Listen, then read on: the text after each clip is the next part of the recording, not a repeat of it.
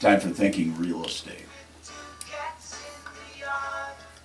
Laura Dwyer Schlecky, Bill Schlecky, Jackie Austin. Her name's a lot easier to pronounce, isn't it? A little bit. Yeah, just a little. I tried to get Bill to take my ex-husband's last name, but he wasn't biting. Can you imagine that? I thought Bill was just as easy as Bruce. There you go. R. Oh, well, before we get into the topic, Jackie gave me our statistics, and you want to know how the polar vortex affected real estate? Not really, but Do you go remember ahead. the polar I don't really vortex? care. I don't really care either, you know. We had, Well, I saw a report last night, and it killed real estate, didn't it? well, in March, we had 21.13% fewer units sell than the same time previous year. And in April, 29.09% fewer. And the average, so year to date, it's 21% roughly. A little more than 21% fewer properties have sold. And I think that's just because they're not on the market. Also, it is tougher to get a mortgage right now. And the average sale price right now is up 17% in Jackson County from last year, same time last year. That's pretty high. Yeah, that's a good thing, good trend to have. Unless you're a buyer. Well, at least you're buying on the upswing, right? Instead of buying on the down and next year losing money. Of course, there's never a guarantee, but with that said, let's move to the topic. I thought an interesting topic today would be the historic district because, you know, we have a very prestigious conference in town. It starts today and goes through noon on Saturday. It's the Michigan Places Matters. It's the Michigan Historic Preservation Network. It's their 34th annual conference, and here it is right in Jackson. Who knew? Who knew? It's It's historic. It's historic. It's right. It's great for Jackson. Where's it at? It's at the Commonwealth Center, so if somebody wants to go to it, you can still sign up. And I'm going. The first one I'm going to is at 10:45. They have a welcome and an introduction that starts at 9:30 Today you're talking about. today. And seminars all day, and they have a free and open to the public community open house from 5 to 6:30. So if you can't make it to the conference, go to the open house at the Commonwealth Center. Today. And anyhow, with that said, I thought it would be interesting, and at our city council meeting on Tuesday, one of the presentations was the Historic District Commission presented what they accomplished in 2013 and what their plans are for going forward.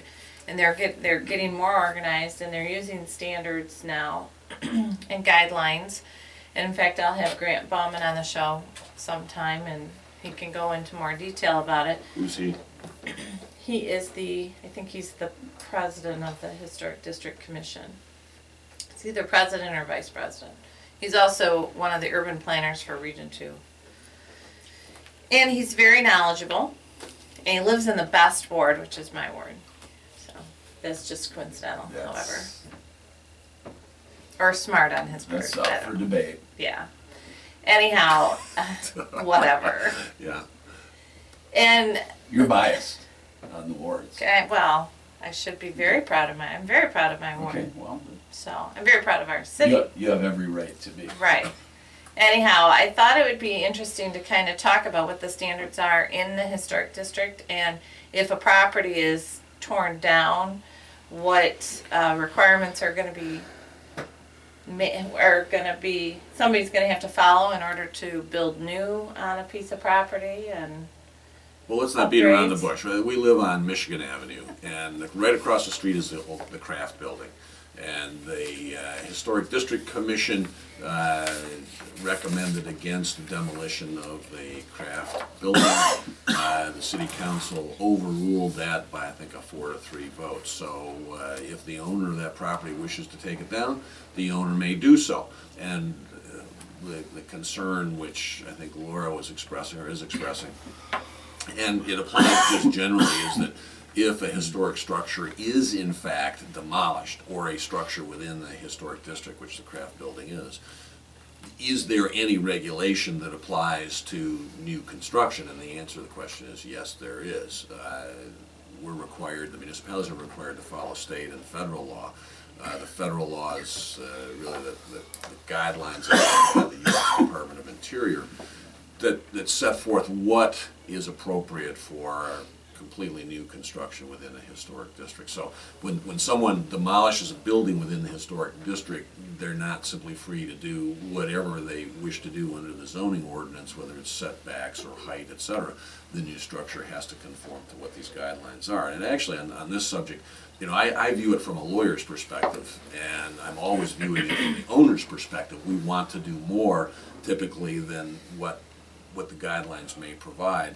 And I always look to the local historic district commission, so it might be worthwhile, or if you want to continue the subject beyond what little we can get into today, actually have somebody from the Jackson Historic District Commission show up at this show, because they will be intimately familiar with the specific guidelines for new construction within the municipality. Now, one of the things is, and again, I'm more familiar with Ann Arbor's ordinance than I am with the ordinances in any other city, including Jackson.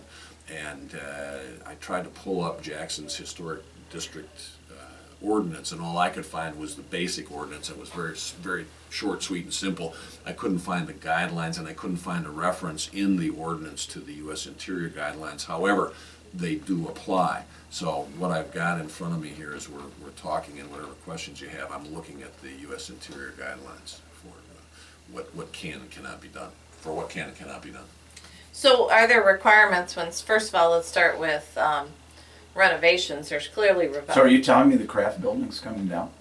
The city council approved it. They Okay. have the ability, the owner has the ability to tear down the Kraft building, and then when they go to apply for a building permit, they will have to meet the standards for guidelines imposed by the U.S. Department of Interior with respect to new construction. The thing about historic districts, though, things are a little bit amorphous. If I have an existing structure, it's a little easier. It's a little easier to apply the guidelines because I know what's there, I know what can be taken out, I know what can't be taken out. To the extent I build an addition to it, I know I have to differentiate it from the historic structure, that sort of thing. And it also, the guidelines provide that if repair is possible, you repair as opposed to demolish. And that, you can get into the controversy as to whether or not the city council should have overruled the Historic District Commission, whether or not the Kraft building should have been repaired.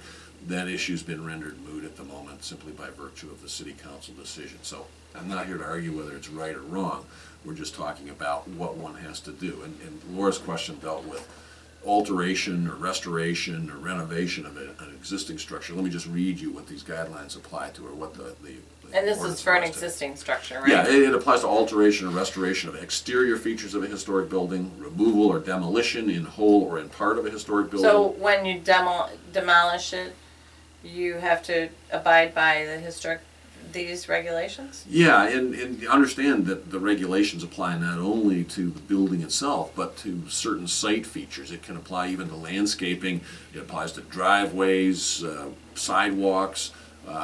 In other words, you can't just focus on the building itself. If there's a particular configuration to the property that has some historic significance, that configuration remains, even though the building itself is demolished. Or if it's in a specific neighborhood that has different curb appeal versus a different type of historic Yeah, neighborhood? let me go to the what I'm looking at is the Ann Arbor guideline, which is 131 pages. Let me go, I did a little bit of work before the radio show this morning. Let me get to the page. I think we're... While you're looking though, so if I'm gonna go get a quote on a house that's in a historic district, the demo quote's gonna be different than if the house isn't located in a historic district? Yeah, it could be. It Okay. could be different, and there may be additional considerations. I didn't really look at that, but here's the section on demolition of historic structures. You know, it is vital that all historic properties be preserved whenever feasible, so that the integrity of the historic district will be sustained. Demolition of historic buildings is therefore strongly discouraged. Although zoning code may allow a larger building on the property, this is not meant to encourage or approve the demolition of historic buildings. In order to demolish it, you have to get a notice to proceed from the Historic District Commission, or in this case, I guess the City Council, since it overruled the commission. And you know, do you want me really to get into these things on demolition? I mean, the demolition itself, the building's going to be gone. They may save certain things within it, but that really is outside the purview of the Historic District Commission. Okay. Okay, so I mean, it's going to be gone. If the owner decides that that building's So he gonna be can't just demolished. swing the wrecking ball. He's got to get standards. And does the city have to approve the demolition itself? Yeah, there's a permit for the demolition, but I Right. don't know what those guidelines are going to be as Right. imposed by your building department. I don't know. Okay. Okay, but the new construction, let me read you the design guidelines for new construction. A number of general principles apply to all new construction, while more detailed principles apply depending upon the setting. Let me get to some of these things. General principles for construction. The following features of surrounding historic buildings and streetscape are especially important to consider when planning new construction on residential or commercial properties in historic districts. 1, setbacks. 2, height. 3, building form. 4, building scale. 5, building massing. In other words, if there are multiple buildings on the site that are being demolished, I'm not putting new ones. Proportion, roof shape, the materials being used, building features, if there were some unusual building features to the craft building, etc., and building details. While new construction is designed to reference and respect these features of when the new construction is designed to reference and respect these features of surrounding historic properties, visual compatibility results. In other words, what is going to be put on that site if the craft building is demolished has to fit in with the other structures that are around it. You can't come in and build a shopping mall, etc., assuming that the city ends up applying these standards, which I believe they're required to do. And I know that your concern is because we live on Michigan Avenue, because that whole row there has Some beautiful homes. Sure, and it's all a And every time you historic take district. one more home down, it becomes just another street in the city. I understand, but I'm not faulting the owner at all for what the owner wants to do with the property. I think, you know, there's a balance here between private rights, private property rights, and the rights of the public to regulate historic structures and structures within historic districts. And as I say, I'm always on the side of the owner, virtually almost always on the side of the owner. Occasionally I might represent a local association, homeowners association, that's battling the demolition or renovation of a structure that might be outside of historic guidelines. But as I say, there is a balance, and you know, you have to work within that balance. So hopefully the owner understands that, or whoever acquires the property understands that what goes on that structure will have to pass muster under the applicable ordinance. Can you tell from what you've seen whether it's easier to add on to a historic structure or on the property that's in the historic district, or whether it's easier to demo it and build new? My personal experience with all of the clients that I have represented has been to do a renovation or an addition to an existing historic structure. And there, the overriding criteria is maintenance of the important features of the historic structure and to differentiate it from the new addition, so that in looking at the building, the new addition is compatible with the historic structure in terms of whether it's materials, etc., but nevertheless can be differentiated from the historic structure. So when one is looking at it from the outside, you say, hey, that's the old building that was built in 1830 or 1860, whatever it is, and this is the addition that was put on it to make it economically feasible in today's economic Such as world. Pinson's building next door. Yeah, sure. They built on the building behind the existing structure. Right. And, you know, the controversy or the problem arises for most of my clients in that the old structure is not necessarily suitable for the use that they want in its current configuration. And so the argument is, well, you know, this building doesn't really have any economic feasibility in today's economic world. Well, usually when you get into it, you can find out that you can do a renovation with the existing structure that actually enhances the economic feasibility because people are interested in those structures. Simply demolishing it and putting up a brand new modern structure of glass and steel or brick and whatever it may be is not always the most economic way to go. So, like I say, there's a balance. There are advantages to keeping the craft house. Again, I'm not faulting the owner at all, and I happen to know the person that operates a trust for the owner, and I respect them greatly. And so, you know, we'll see what happens here in terms of the craft building. But whatever happens to that site, it should end up being compatible with that entire room. Well, and I don't know the cost of construction, but I would think that doing construction that's compatible with the historic district is probably gonna be pricier than just doing normal construction. If I were gonna build a medical center, let's say, on on West Avenue that's not in a historic district, it's gonna be cheaper than building it on Michigan Avenue that's in a historic district. Yeah, sure, but that's when you purchase property, your own property within a historic district, that's what you buy into. And as I say, the economic benefit from being in that district can often outweigh what the cost of construction, the initial construction is. And the whole purpose is so you don't end up building a pole barn in a historic district. Right, well, of course, you're not gonna get a pole barn in the city right now, anyway. Well, Anywhere. are you sure? Are you Pretty sure on that Okay. one. We could call Pat and ask him on it, but I'm pretty sure the answer on that one. Well, I'm just hoping that before that wrecking ball swings, and I'm pretty sure it's gonna happen sooner than later, that total thought is given to what the true value of that property is, both as it sits and vacant. Because you tear that house down, you're not gonna build that house again. Well, again, my recommendation is get somebody from the Historic District Commission, the chairperson, somebody in here that really is intimately involved in historic structures, historic districts, and what can and cannot be done. You know, one of the ideal people that I would get is a guy by the name of Dick Carlisle from Carlisle and Wortman. They're urban planners over in Ann Arbor, but I doubt you'll get him. But I don't know who's on the local Historic District Commission, but contact them, get somebody here on the radio show, Well, have a Grant conversation Bonnett's with them. pretty Yeah, get knowledgeable Grant in guy, here then. so. Okay?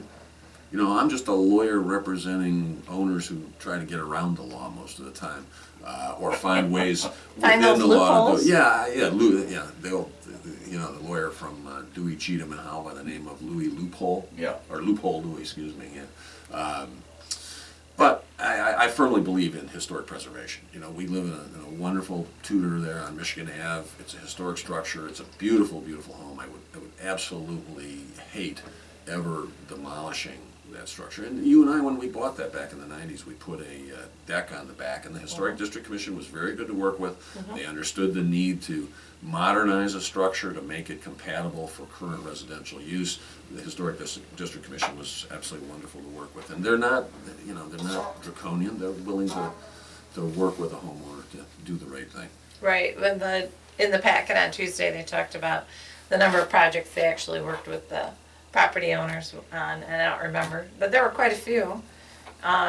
There's also a low-income loan out there based on income level, which I would encourage anyone in the historic district, you don't have to be in the historic district to qualify for, but it would be awesome to see some of our historic homes restored using that loan. Right. Well, and there are all That kinds the of city tax. has. There are all kinds of tax credits too.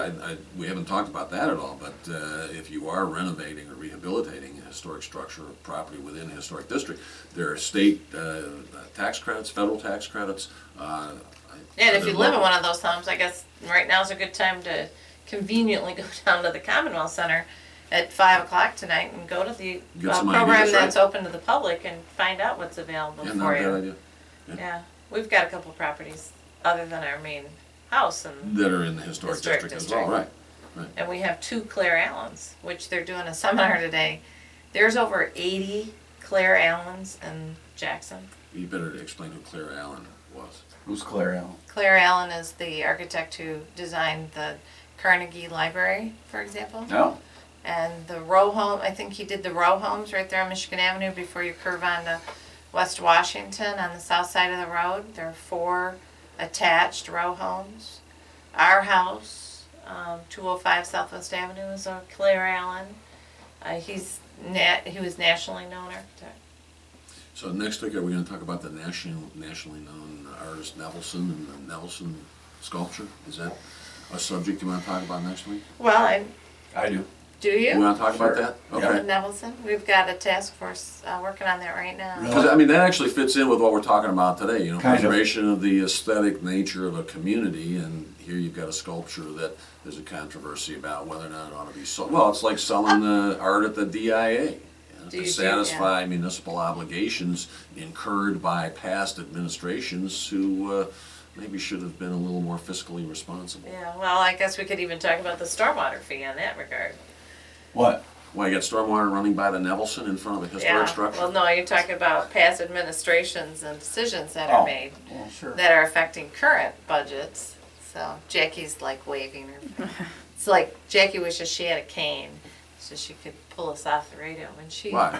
Why, you wanna talk about something else? No, it's just divulged into a completely different Oh. topic. Oh, well, no, you Yeah. gotta divert once You're in at a the while. end of your Right. show. Yeah, and they all fit together, you know? You're trying to Right. build a community that has appeal to the people within it and to people outside of it, and all two of those three things actually. Well, in Michigan Avenue, you know, back to the historic district, it starts there at West Avenue, heading east, and Michigan Avenue is going to be torn up in 2017. And they're working on the design right now. And I haven't confirmed this, but I had heard that we are going to add a foot to each side of the road. Not we, but the state.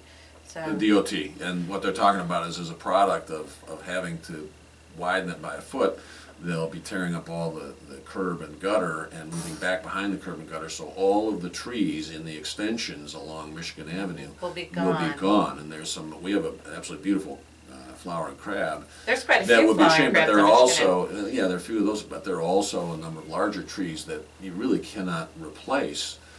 You know, it'll take years for them to regenerate to Right. the stage where they are now, so that's So one of the I'm subjects in intending the on future. sending an email to my connections at MDOT to have a conversation as to why is it necessary to have to gain a foot on each side of Michigan Avenue.